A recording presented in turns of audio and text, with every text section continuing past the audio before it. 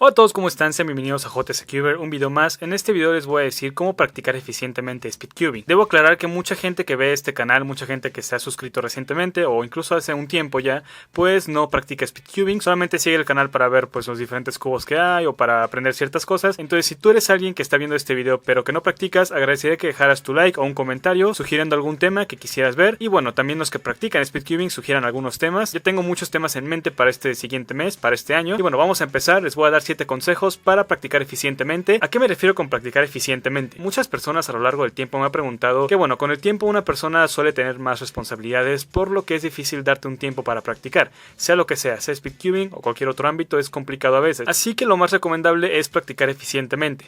Si antes practicabas 2 horas, por ejemplo, y ahora solamente tienes 1 hora, media hora, o si antes practicabas 3, 4 horas incluso, y ahora solamente tienes 1 hora y media o 2 horas, se puede aprovechar completamente esa hora, esas 2 horas, esa media hora, si sabes cómo practicar. No importa si son 5 horas o si es 1 hora, si sabes hacerlo es suficiente. Y bueno, vamos a empezar. Lo primero que les debo decir es que, al contrario de como muchos pueden creer, con hacer solves, con resolver el cubo muchísimas veces, no es suficiente. No es suficiente con hacer puros solves por horas, no importa si haces solves 1 hora o 5 horas. Si solamente haces eso y no apliques ningún conocimiento a tus solves, prácticamente estás solamente repitiendo y repitiendo y repitiendo pues lo mismo. Entonces no estás realmente aplicando teoría, cosas que aprendiste, por lo que no es muy eficiente la práctica. Pero bueno, ya hablé mucho, vamos a decir cómo practicar eficientemente.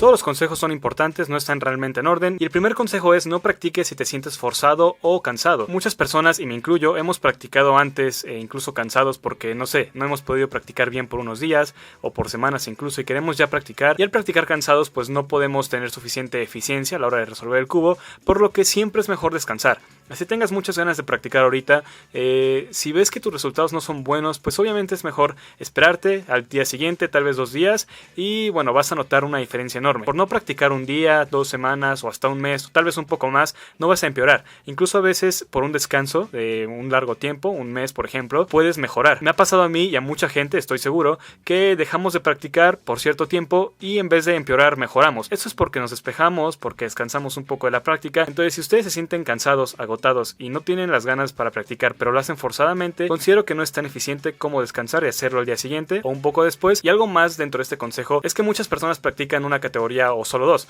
y bueno, hay muchas más categorías que se pueden practicar, hablando de las oficiales, y si se llegan a sentir cansados con las categorías o la categoría que practican, pueden intentar una nueva o practicar una que casi no practiquen. Así se van a despejar, van a practicar algo distinto. Entonces es muy recomendable que si no quieren descansar de todo el speedcubing, pues intenten una nueva categoría. Esto les puede servir mucho, y a la hora de volver a la categoría que solían practicar unos días antes o un día antes, unas semanas antes, pues van a ver cómo ya están despejados y van a tener mucha más eficiencia. Ese es el primer consejo, y bueno, vamos con el segundo.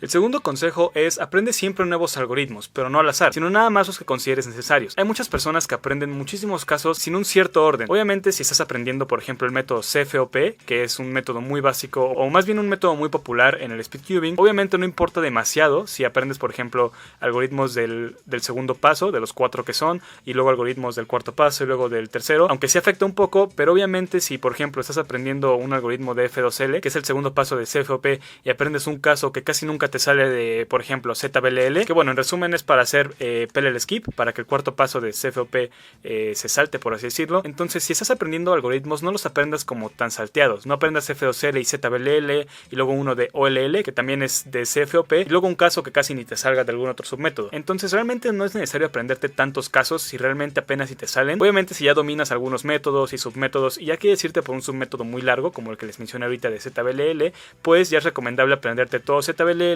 aunque no te salgan todos los casos siempre. Obviamente pueden pasar 200 solves y no te sale ningún caso que te aprendiste, o 300 o hasta más, pero cuando te salga puedes romper hasta tu récord personal. Entonces lo recomendable es aprenderte algoritmos, aprenderte casos, pero que no varíen demasiado de método o de submétodo. En otras palabras, que sean del mismo método, y ya una vez que, por así decirlo, estés concluyendo con ese método o ya lo domines, vete con otros casos que bueno, ya sean más avanzados o muy diferentes a los que te sabes, pero obviamente que sean casos que te llegan a salir frecuentemente. Por ejemplo, puedes aprender distintos algoritmos para el mismo caso. Este caso es de CFOP, de la parte PLL, la última parte, y por ejemplo se puede resolver desde aquí, o se puede resolver haciendo esto y aquí, o se puede resolver volteando el cubo y en esta parte. Entonces hay varias formas. Puedes aprender para el mismo caso diferentes algoritmos, pero que sean eficientes. Obviamente, si te sabes 10, pues apréndete 10, pero que realmente te sirvan. Yo, por ejemplo, me sé 3 formas de hacer este caso. Este es uno. La otra forma es aquí. Y la otra forma es en esta parte. Es un poco largo, pero bueno, hay varias formas de hacerlo. Recomiendo que aprendan ya una vez que estén dominando CFOP o el método que sepan, pues aprenden distintos algoritmos para el mismo caso, pero de diferentes ángulos. No hay prisa, hay muchos casos por aprender, todo lleva su tiempo. No es como que bajes de 1 minuto a 10 segundos en un mes o en un día. Hay gente que baja más rápido que otra, pero es normal, a todos nos pasa. Entonces no se preocupen si conocen a alguien que baja más rápido que ustedes, o no piensen que porque ya llevan mucho tiempo aprendiendo un método o un caso, pues ya no van a poder aprender después casos. Obviamente sí se puede, simplemente es concentrarte, simplemente es intentarlo. Y de hecho en la descripción les voy a dejar un video de cómo aprender algoritmos fácilmente para que lo chequen. Entonces vamos con el tercer consejo. El tercer consejo es que al hacer el cubo identifiques ciertas cosas, específicas cosas. No es recomendable siempre tomarte el tiempo. De vez en cuando practica sin tomarte el tiempo y así lo vas a resolver sin presión, sin tener que armarlo en cierto tiempo. Esto te va a ayudar a que puedas visualizar mejor en qué partes de la resolución te tardas más. Tú mismo o tú misma al resolver el cubo, al hacer tus solves sin tiempo, vas a darte cuenta de en qué partes sueles tardar más. Por ejemplo, ahorita voy a revolver el cubo y voy a armarlo un poco lento. Entonces, por ejemplo, voy a hacer la cruz blanca, voy a empezar con la cruz blanca y digamos, hice la cruz blanca, voy a hacerlo lento sin tomarme el tiempo y de repente noto que por ejemplo en este caso me tardo demasiado. Me di cuenta que al hacer este par y este par de piezas fue muy rápido, pero en este caso me tardé demasiado. Entonces simplemente resuelvo todo el cubo, memorizo qué caso fue, intento colocar el caso que me salió y bueno, al ver que me tardé mucho en este caso, simplemente lo memorizo y bueno, busco una forma de hacerlo rápidamente. Ya me sé el caso, pero simplemente lo identifico lento. Entonces simplemente intento recordar cómo es que se ve desde cada ángulo. Por ejemplo, así se ve, desde aquí así se ve, desde aquí, etc. Una vez que ya vi desde los 4 ángulos cómo es que se ve, busco una forma de hacerlo rápidamente. Por ejemplo, si desde aquí ya sé que es este caso, ya sé que se resuelve desde esta parte y ya sé qué hacer. Entonces una vez identificando cada caso, esto es con cada caso que se vayan aprendiendo, por eso no aprendan muchos casos sin practicarlos. Entonces una vez que ya pues memorizo cómo es el caso y lo identifico y lo hago rápido, pues ya domino el caso, se podría decir. Y simplemente si me pasa lo mismo con otro caso, igual lo identifico, lo memorizo, lo practico mucho y aquí sí es cuestión de repetirlo demasiado. Entonces bueno, regresando con el consejo, al no resolver el cubo con tiempo o al armarlo lento, es decir, al hacer slow turning, estoy viendo en qué partes me tardo más. Puede ser en la cruz, puede ser en la segunda capa, puede ser en la última capa, si usan otro método puede ser en alguna parte de ese método, pero siempre hay una parte en la que nos alentamos más, o 2 o 3 partes, pero bueno, siempre hay algo que mejorar. Siempre intenten identificar todos los casos rápidamente. Como les digo, no aprendan 10 casos y solamente practiquen 2 mucho. Les recomiendo aprender un caso y practicarlo, aprender otro y practicarlo, y dominar caso por caso. Incluso tomándose el tiempo puede servir, pero bueno, obviamente al ir armando el cubo más rápido, pues es más complicado saber en qué nos tardamos. Por ejemplo, aquí me puedo tardar en este caso, entonces simplemente paro el tiempo y me doy cuenta que me tardé y lo aprendo, lo domino, veo cómo se ve desde cada ángulo. Entonces simplemente es dominar cada caso, y si veo que el caso lo hago muy lento, es aprender una forma diferente de hacerlo. En la descripción les dejo una página donde pueden aprender cada caso de CFOP. Y bueno, vamos con el siguiente consejo. El cuarto consejo es importante, pero no 100% necesario. Este cuarto consejo es aprender teoría. Si bien aprender puros algoritmos puede ayudarte mucho a bajar, no está de más saber y aprender de nuevos métodos y submétodos que existen. Hay muchísimos que no se han explotado aún y bueno, que tienen potencial. Un ejemplo es ZZCT, que bueno, es reciente prácticamente. Otro submétodo es ZBLL, recientemente se comenzó a usar por más competidores, pero realmente hasta hace poco. Otros ejemplos son Brooks Last Layer, BHF2L, BLS e incluso Rooks, que aunque ya sea un método que lleva años existiendo, hasta hace poco comenzó a ser explotado por algunas personas. Mucha gente comenta que este método puede ser más eficiente que CFOP. Si te gusta el speedcubing, te va a gustar aprender teoría, casi siempre. Puede incluso ayudarte a que en un futuro tú hagas tu propio método, submétodo, a improvisar tus propios algoritmos, los cuales pueden servirte mucho. Y bueno, yéndonos un poco más lejos del tema, de la práctica, pues aprender teoría te puede llevar a interesarte por temas de modificaciones, diseño de puzzles, etc. Entonces bueno, con teoría obviamente no es solamente estos temas, obviamente hay muchos más. Por ejemplo, teoría para Fewest Moves, que es una categoría oficial, o teoría para conmutadores, teoría para blindfold, para multi-blindfold, etc. Te puede servir mucho, aunque como les digo, no es 100% necesario, pero bueno, si ustedes quieren, pues pueden checar esta página, igual está en la descripción. Aquí hay muchísima teoría, está en inglés, pueden checarla. Y bueno, vamos con el siguiente consejo.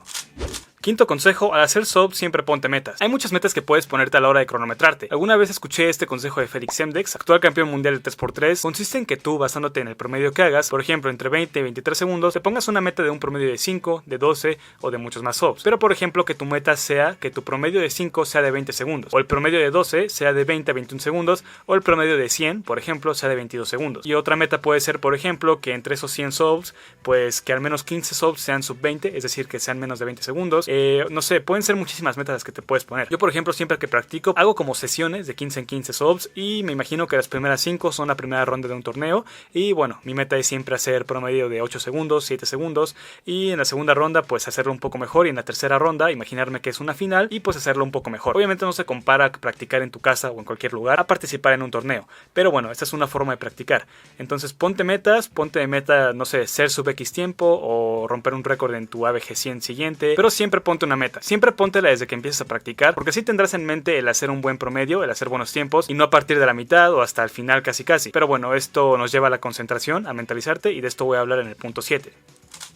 El sexto consejo es observa los subs de otros speedcubers. Siempre se aprende observando y en el speedcubing no es la excepción. Ver videos de speedcubers con experiencia siempre ayuda. Busca resoluciones o example subs de competidores buenos a nivel mundial. Felix Endex, Antoine Cantin, Dario Roa, Rob Hesser, Colin Burns, Patrick Pons, Max Park, Mats Balk. Hay muchísimas personas de las que pueden buscar consejos y bueno, de las que pueden tomar ciertos casos, cierta teoría, cierta información al ver cómo resuelven el cubo. Busca también videos de cómo lo resuelven al hacerlo oficialmente y si es posible pon esos videos en cámara lenta. También puedes buscar en foros como speedsolving.com las construcciones de algunos subs de muchos competidores, solo es cuestión de querer aprender más. El hecho de ver cómo alguien resuelve el cubo te puede enseñar nuevos casos, te puede hacer descubrir un nuevo método, te puede enseñar demasiado, un caso desde otro ángulo, entonces realmente sí recomiendo ver example subs, ver cómo lo resuelven otras personas, porque hay casos incluso que ni siquiera están en páginas de internet, incluso algunos casos pues algunos speedcubers los descubren o los hacen por así decirlo, y bueno, no están publicados más que en example subs, entonces sí lo recomiendo mucho, incluso pueden aprender mucho de gente que hace más tiempo que ustedes, hay veces en que alguien que hace más tiempo pues puede hacer un caso que ustedes no se sepan,